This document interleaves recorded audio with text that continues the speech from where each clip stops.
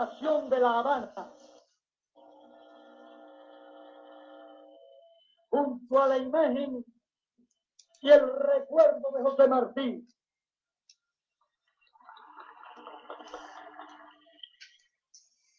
en Cuba, territorio libre de América.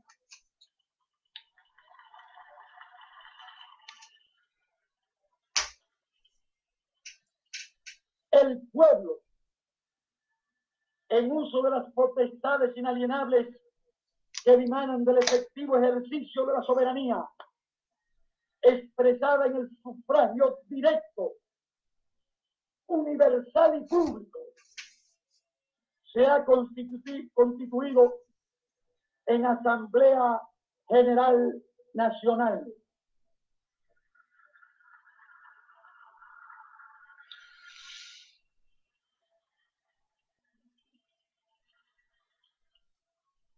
En nombre propio y recogiendo el sentir de los pueblos de nuestra América, la Asamblea General Nacional del Pueblo de Cuba, primero, condena en todos sus términos la denominada Declaración de San José de Costa Rica, documento dictado por el imperialismo norteamericano y atentatorio a la autodeterminación nacional, la soberanía y la dignidad de los pueblos hermanos del continente.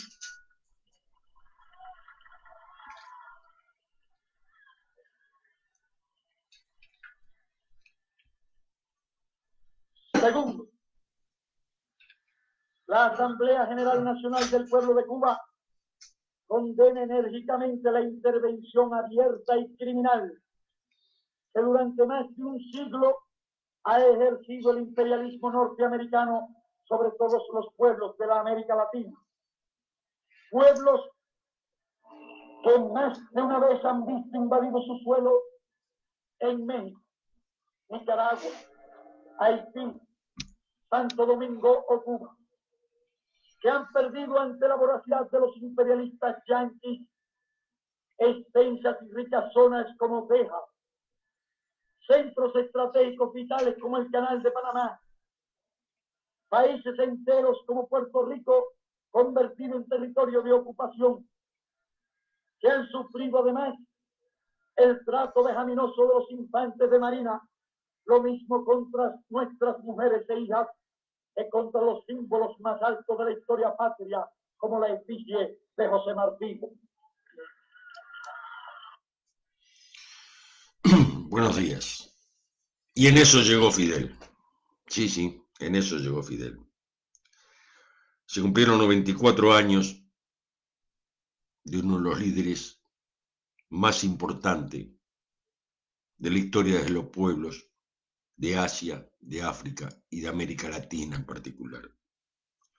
Se cumplieron 94 años de alguien que nos enseñó muchísimas cosas. Que nadie se crea que yo voy a defender a Cuba, porque no la voy a defender. Simplemente lo que trato de decir, que Cuba se defiende sola. La trayectoria histórica de Cuba, su ejemplo de dignidad, su ejemplo de humanidad, su ejemplo de democracia,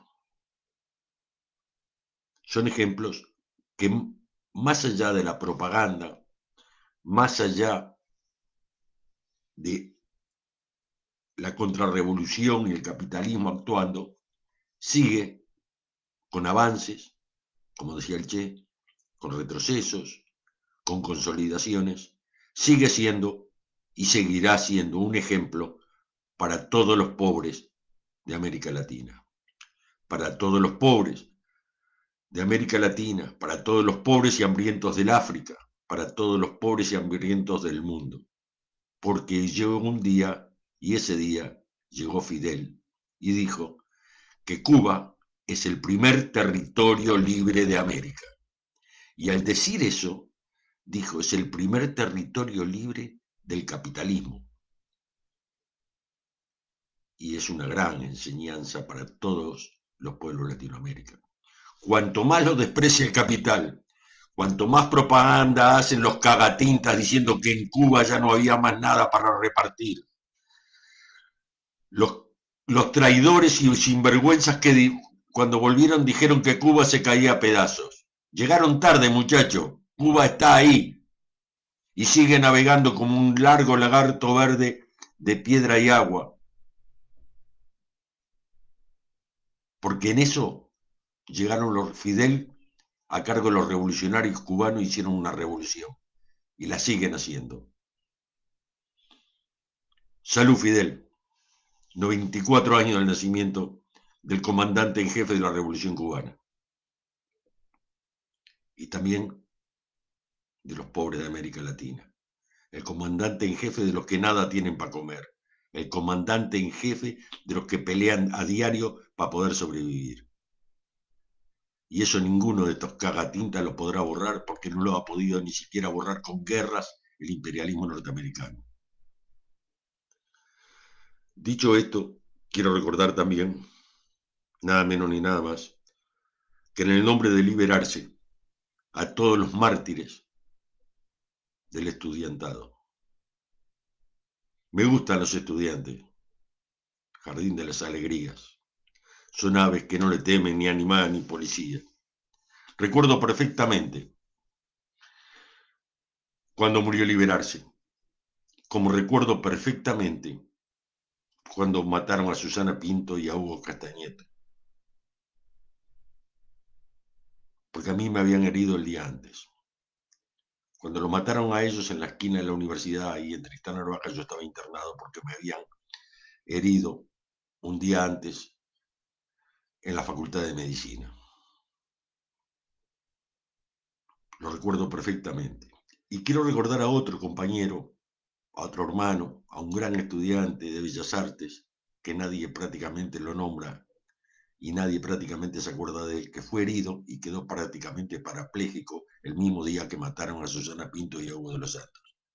Quiero recordar a Mimo, un compañero de Bellas Artes, que se llamaba Maximiliano Pereira.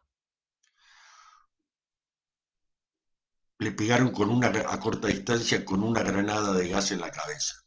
La granada de gas, aquellas tipo bala grande, y le abrieron la cabeza a la mitad. Días atrás, por suerte, una gran multitud de estudiantes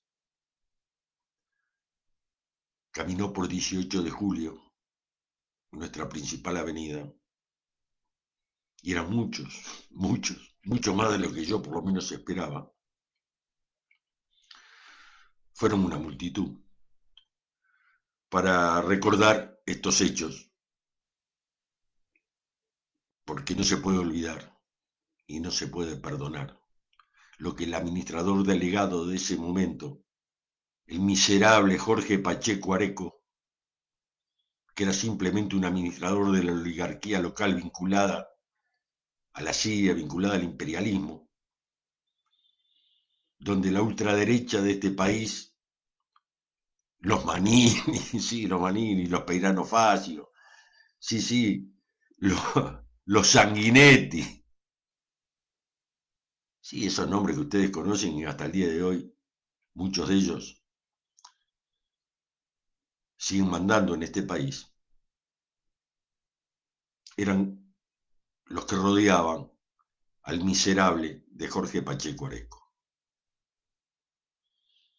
Particularmente, uno de los más destacados era Sanguinetti, que fue ministro de Pacheco Areco en educación y en varias otras cosas.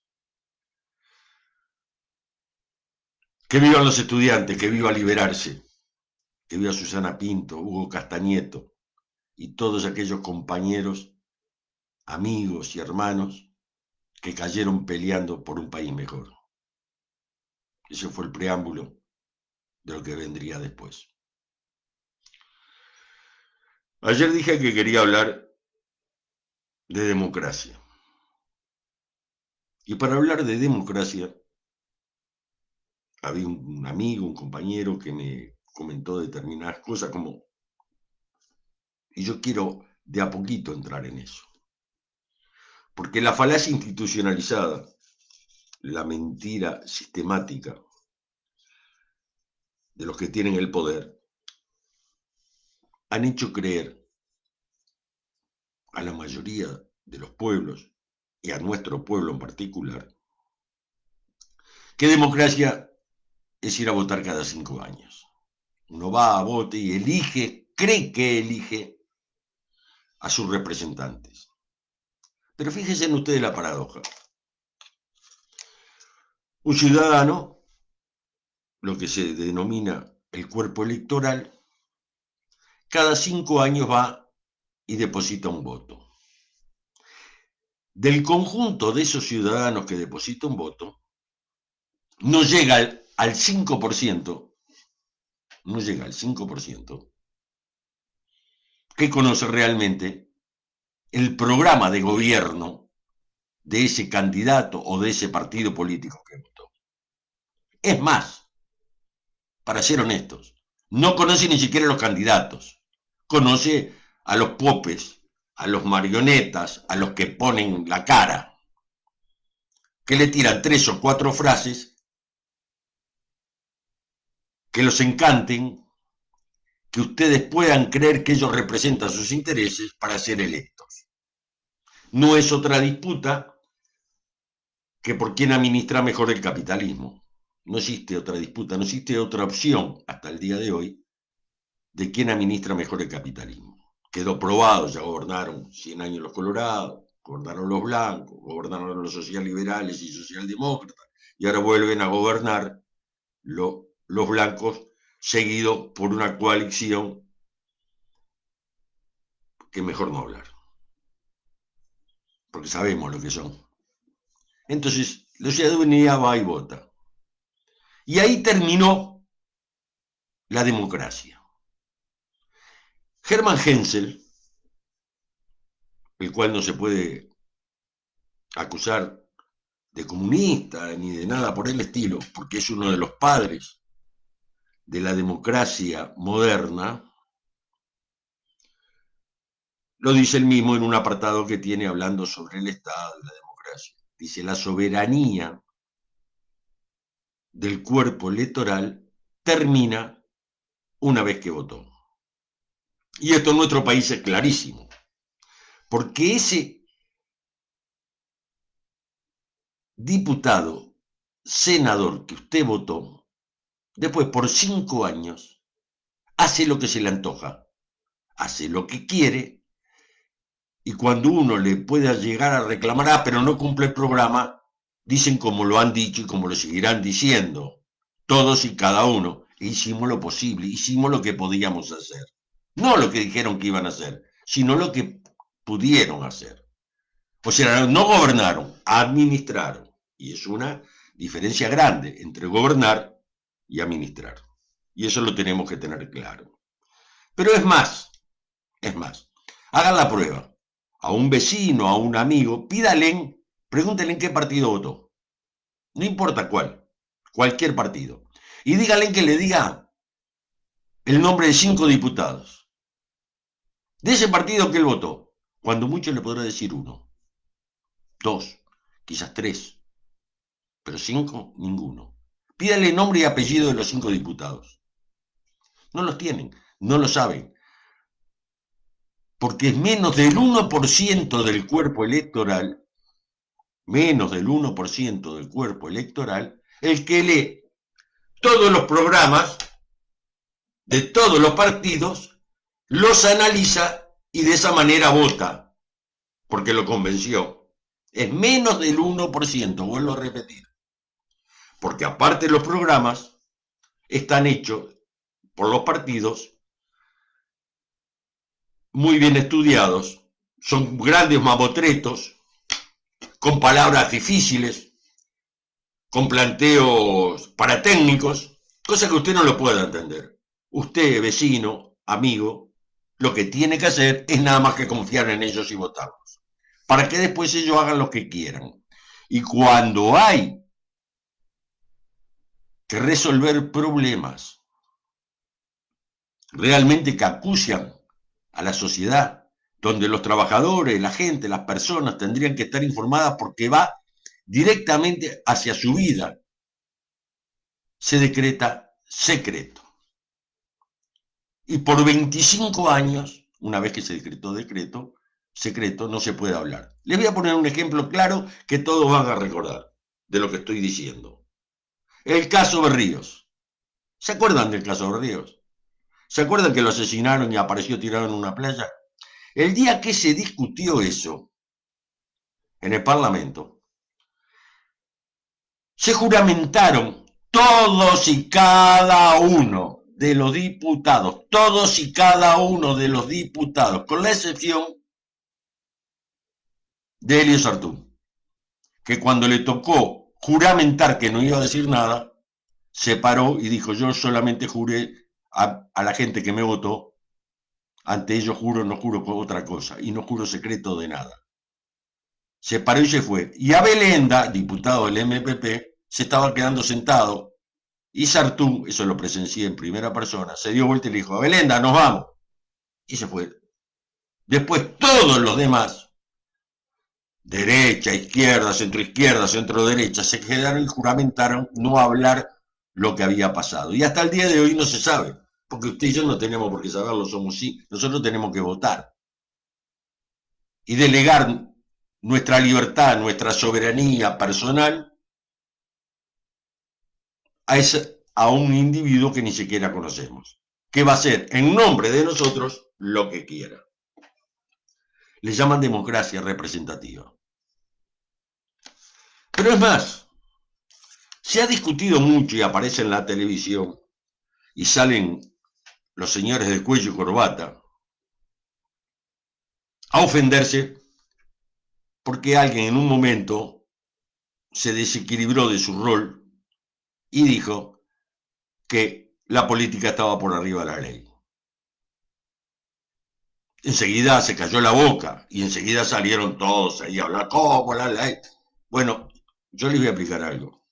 Tenía razón ese señor que dijo eso. La política está por encima de la ley. ¿Quién es que hace las leyes? Esos señores diputados que usted no conoce y los votó. Esos señores diputados se reunían y hacen leyes. Leyes que nosotros tenemos que cumplir. Pero es más, esos señores diputados se juntan los cabezas de cada partido en el Senado, llevan 3 nombres y organizan lo que se llama la Suprema Corte de Justicia. Atiéndase bien. Usted los votó y no sabe realmente a quién votó, ni qué programa votó. Y nombró diputados y senadores. Esos diputados hacen leyes que usted tiene que cumplir. Y el Senado, en un acuerdo partidario, político partidario, nombra a la Suprema Corte de Justicia. ¿De qué estamos hablando entonces? ¿Está la política por encima de la ley o no está por encima de la ley? ¿Por qué no decimos la verdad? O sea, que la justicia, la ley, depende de quién sea mayoría, de quién haya la agencia de publicidad, depende de la agencia de publicidad que haya logrado convencer a más personas de que aquel partido, este partido o el otro partido es mejor que el otro. Y eso es lo que estamos viendo ahora.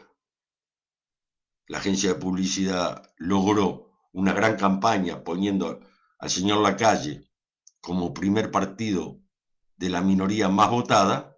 Hicieron una coalición de gobierno que hasta Mieres está, y ya decir, que hasta Mieres está, Cabildo Abierto está, torturadores y fascistas están, formaron una coalición y están haciendo leyes como la LUC que vamos a tener que respetar porque lo hicieron ellos, sin consultarlo a usted, por supuesto, pero diciendo que es lo mejor para usted. Y los jueces, el famoso poder judicial que dicen que es independiente y no lo es, porque es armada la Suprema Corte de Justicia por los Lacalle, por los Sanguinetti, por los Manini, por el Frente Amplio, por los socialliberales, que se reúnen y dicen, vos, este juez es mejor, este juez es el menos, y cada uno trata de meter a alguno que influya más o menos hacia su sector político. O sea que la justicia ni siquiera es independiente, porque es nombrada por ellos. Entonces hay que portarse bien si se quiere llegar a la Suprema Corte de Justicia. Pero es más, ni siquiera tiene fondos propios. Depende de los fondos que le vote el Parlamento de un presupuesto que manda el Poder Ejecutivo. Entonces vamos a seguir insistiendo a que la justicia es independiente, aunque en este país vivimos en democracia. ¿Eso es la democracia? No, no, no, no. Por lo menos no la democracia que conocemos los trabajadores. No se puede hablar de derechos humanos si no hablamos, como decía Fidel, de los derechos de la humanidad. ¿Por qué tiene que haber gurises de pata al suelo, asentamientos para que otros vivan en Carrasco y en Pocito? ¿Por qué tienen que haber gurises con hambre para que otros gurises puedan ir todos los días a McDonald's? ¿Por qué hay gente que tiene que vivir en ranchos de lata y cartón para que otros tengan mansiones en Punta del Este? A eso le llamamos democracia. Esa es la igualdad de la democracia. Esa es la igualdad de las oportunidades. ¿Por qué una persona que trabaja durante 40 años se jubila con una jubilación de hambre y un militar que ya en el liceo, cuando entra al liceo, empieza a cobrar dinero, no trabaja nunca, porque nunca laburaron, se jubila, tiene una jubilación de privilegio y todavía tiene aguinaldo, el aguinaldo que le robaron a los trabajadores? Y que durante 15 años la socialdemocracia y el socialliberalismo lo siguió financiando con 460 y 500 millones de dólares al año. Mientras tenemos jubilaciones y pensiones de 15.000 pesos. ¿De verdad me vienen a hablar de democracia? ¿De verdad tienen la cara de hablar de democracia? La primera democracia que hay es la igualdad de oportunidades para todo el mundo. La verdadera democracia es que nadie en este país le falte un litro de leche y un plato de comida. La verdadera democracia es que cualquier niño, persona, pueda ir a un sanatorio y ser atendido correctamente. La primera elemento de la democracia, vuelvo a repetir, es la igualdad de oportunidades para todos los ciudadanos de esta comarca, de la comarca oriental. ¿Por qué? Y no voy a hablar es demasiado fácil hablar de la calle, porque no es el problema la calle. Él es un instrumento más de la oligarquía criolla, vinculada a la ultraderecha latinoamericana y al imperialismo. ¿Pero por qué? Algunos pueden vivir panza arriba en un quincho a Punta del Este, entre ellos varios torturadores, y generales que no pelearon una guerra, y coroneles cobardes que torturaron, para que otros tengan que andar en los tachos de basura juntando comida. ¿A eso le llaman democracia? ¿Esa es la democracia? Nos podríamos discutir, podríamos filosofar sobre la democracia, lo puedo hacer, no hay problema, podemos discutir sobre democracia directa, democracia representativa, podemos hablar, pero yo prefiero hablar de una democracia concreta, de una democracia que nos atañe a nosotros todos los días. Para unos, para garantizarle el privilegio, y para otros, para condenarlos cada día más al hambre. La única democracia realmente que conozco y por la cual lucho y peleo es esa democracia que habla de derechos humanos, pero que tiene que hablar y habla de los derechos de la humanidad. La única democracia que yo acepto y conozco es la que no haya un solo chico o persona que le falte comida. Por la democracia que yo peleo es por la democracia directa, por la democracia que tenemos los trabajadores en la historia del movimiento obrero uruguayo, latinoamericano y mundial. Por la democracia que yo peleo, es la democracia que permita vivir en paz, en tranquilidad a los seres humanos y fundamentalmente en este caso a los ciudadanos orientales. Ellos necesitan la guerra, porque para ellos la guerra, que nunca pelearon, es un negocio. Es un gran negocio la guerra para ellos. Para nosotros, los trabajadores, los ciudadanos comunes y corrientes, que van nuestros hijos y mandan nuestros hijos a la guerra, no nos permite, y somos los que morimos, porque son los trabajadores que mueren en las guerras. No son ni los generales ni los industriales, son los trabajadores, los pueblos. Porque para ellos, vuelvo a repetir, es un gran negocio. Porque no nos permite a los trabajadores, en tranquilidad y en armonía, progresar y hacer una sociedad mucho más justa y mucho más humana. No quiero hablar de la coyuntura, porque sería caer nuevamente en lo que ellos quieren. Discutamos si la calle es buena o es malo. Discutamos si se hace una casa en La Paloma o donde se la haga o no se la hace. ¿Por qué voy a discutir eso? Vamos a discutir cosas serias. Vamos a discutir por qué, si quieren, la calle sí se hace una casa, pero por qué durante 15 años de gobierno social liberal y socialdemócrata seguimos teniendo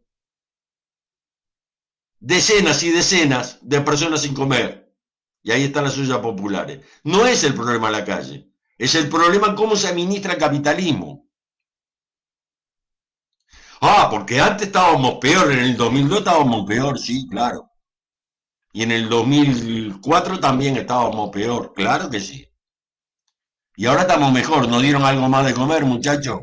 Pero miremos cuánto acumuló el capital y los empresarios entre el 2002 y hoy. ¿Por qué no hablamos de eso?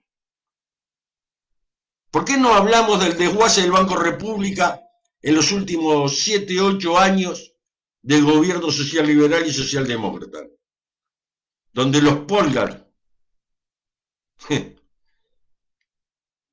empezaron a ceder a sus propias empresas, como denunció el sindicato de banca oficial, con las vinculaciones del presidente del Banco República de la época social liberal y socialdemócrata que vivió este país,